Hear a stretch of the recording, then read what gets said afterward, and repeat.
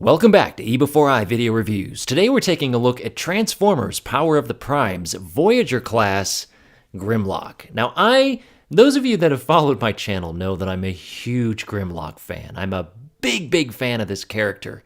And so I was nervous, I'm not gonna lie. When I found out that this was going to be a thing, I really wanted it to be done right. And a lot of camera angles kind of really had me concerned that there was some problems with the tail. I'm here to tell you that, while maybe not perfect, it's pretty darn good, and I'm quite happy with the way this turned out. Let's take a look at the full-on review on the table. So here's Grimlock in his T-Rex mode, and he really looks fantastic. Now, most of the angles that you've seen him in are probably like this, and we're going to go all the way around so you get a real good idea of what we're looking at. Now, he does have a very wide stance with his legs, and if you look at something like the Masterpiece version of Grimlock, kind of the same thing, right? I mean, he's still got that wide stance leg, so it's not like it's ridiculous or that it looks terrible, or I should say it's not unprecedented.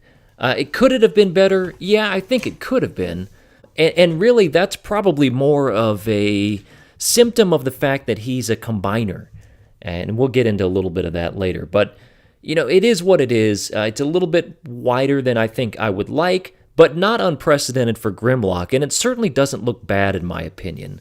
Now, the biggest thing, the tail. And I don't think the tail looks bad at all. Again, I think some of the pictures kind of had this thing strategically hidden, and I can kind of get maybe why. It's a big tail, but it doesn't really look that bad to me in person.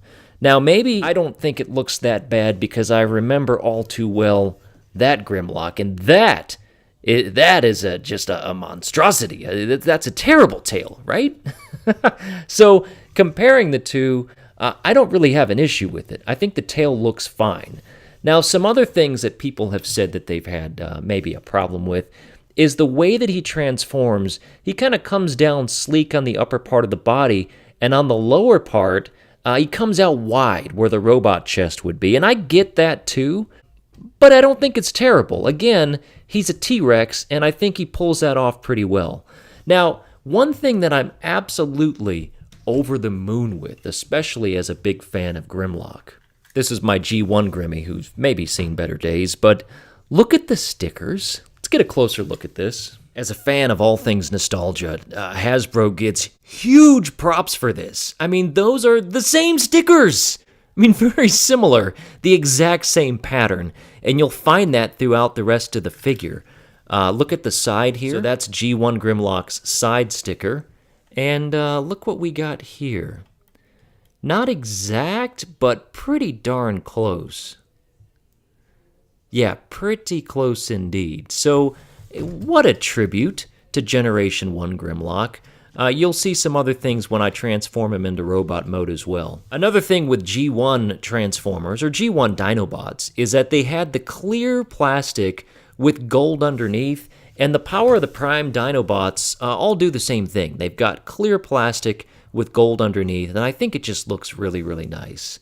The face sculpt on this really does look good. He kind of reminds me of Masterpiece Grimlock from the side, but he's very G1, not G1 toy accurate, but more like G1 cartoon accurate. Now, the cartoon, I believe Grimlock had blue eyes.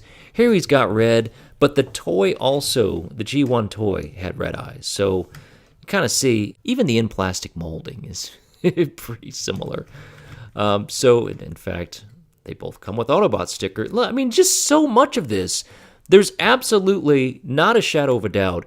This is a G1 reinterpretation of Grimlock.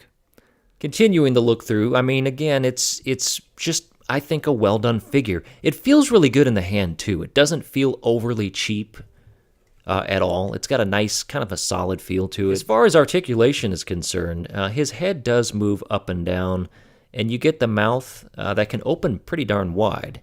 So, and part of that will come into play during combiner mode. I'm not, just so you know, I'm not going to put this into combiner mode in this video. I'm going to do a separate video and combine them all, and you'll get a better feel. I'm really just treating this review as Grimlock himself.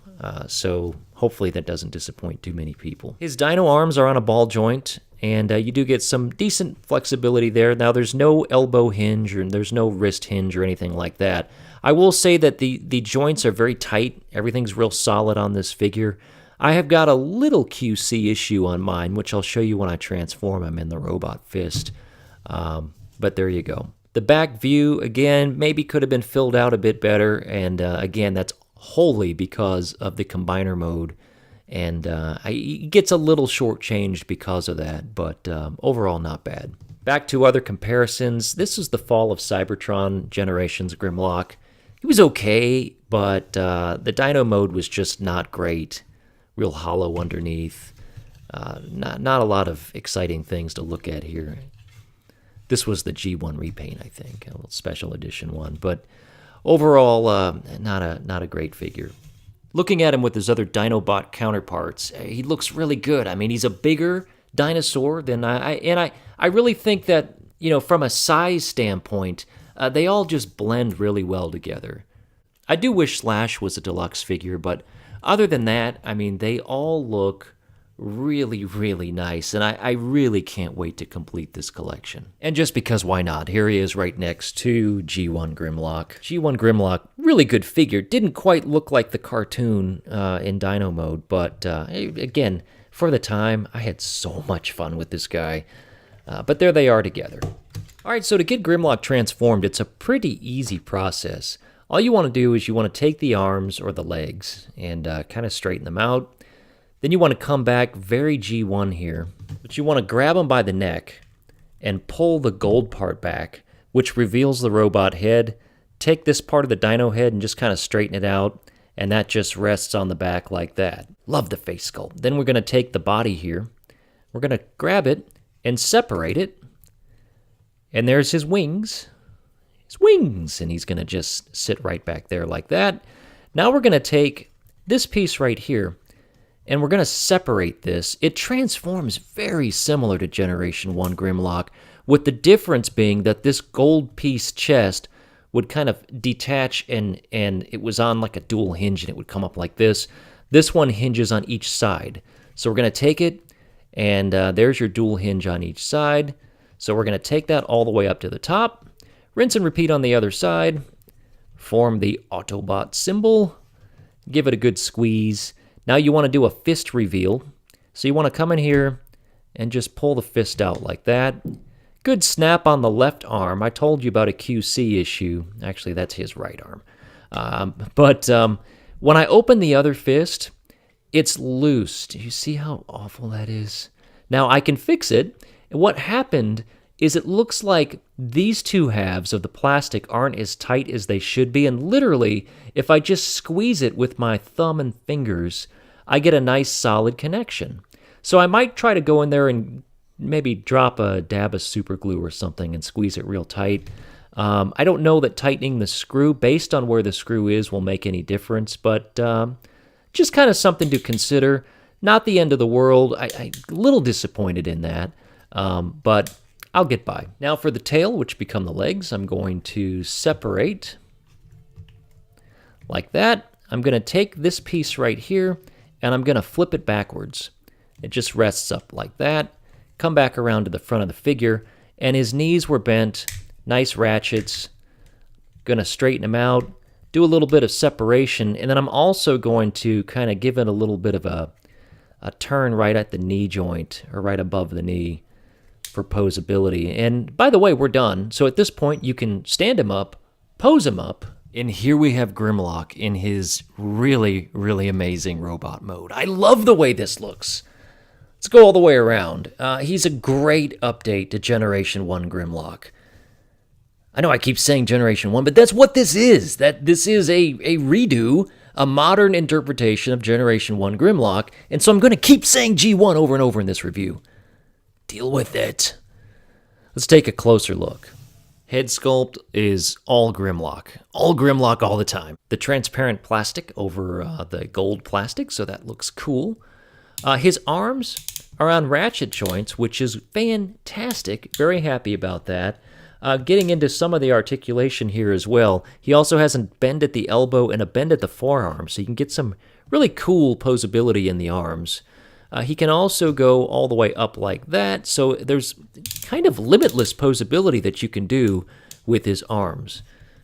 There is waist articulation, so you can spin him on the waist, and the legs are on ratchets, real tight ratchets for the knee, and that goes up to the 90. Now again, going back to the tribute factor of this guy, again, look at the stickers. I mean, it's so close. So I'll stop talking about it, but I'm very impressed.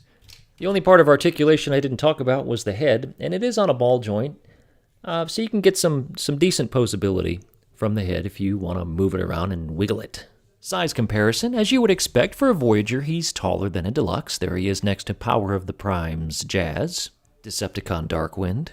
And there they are in robot modes together, and I'm telling you what, I am so freaking happy with the way that these have turned out. I cannot wait to get Wave 2, the last 2 Deluxe figures, to complete the collection. If you're a fan of Generation 1, or Dinobots, or just cool freaking robots that turn into dinosaurs and vice versa, I definitely recommend that you pick up this set, and specifically for this review, Voyager class Grimlock. For those curious, this is the card that came with mine for Solus Prime, and so Solus Grimlock demolishes enemies with the Sparkbreaker Battling Ram. Okay, cool. So thanks again for watching eBEFOREi video reviews. I appreciate each and every one of you. If you're not already a subscriber to my channel and you like my reviews, well, consider doing so. You push a button and it's done. I also appreciate the thumbs up. Even if you don't like the figure, a thumbs up on the channel or on the video just tells me that you like what I'm doing. And if you leave a comment, I'll be sure to respond in some form or fashion. Again, I just appreciate you all so much. If you want to catch me on social media, I'm at facebook.com/eBEFOREi. I'm on Twitter at eBEFOREiNet, my personal Twitter account at Bernstein Tweets. I'm on Instagram. I'm all over the place. Just look for me. And all of my videos on YouTube can be found at youtube.com/eBEFOREiNet. Thanks again for watching. We'll see you back here again real soon.